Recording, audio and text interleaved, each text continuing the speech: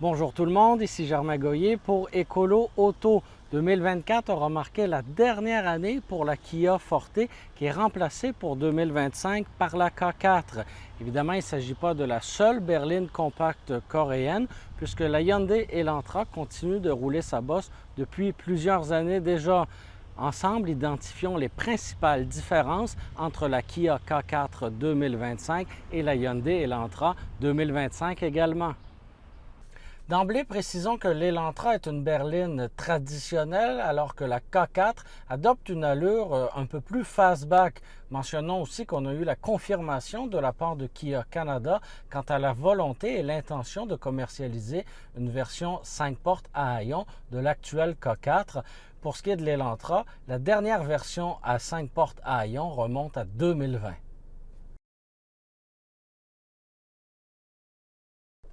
Parmi les différences entre les deux voitures compactes coréennes, mentionnons aussi le prix d'entrée. Celui de la K4 est de 26 567 $, alors que l'Elantra 2025 est légèrement plus abordable avec un prix de base qui se chiffre à 25 146 $.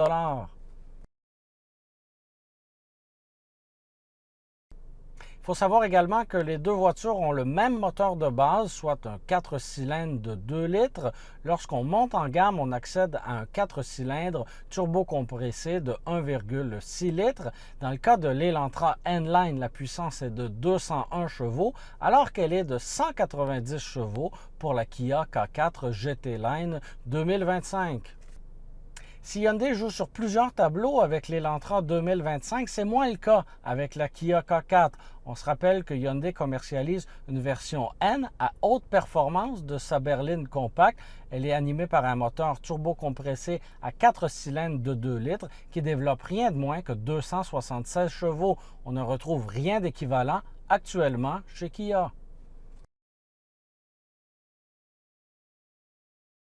Lors de notre analyse des deux berlines compactes coréennes, on a aussi remarqué une légère différence dans le volume du coffre à l'arrière.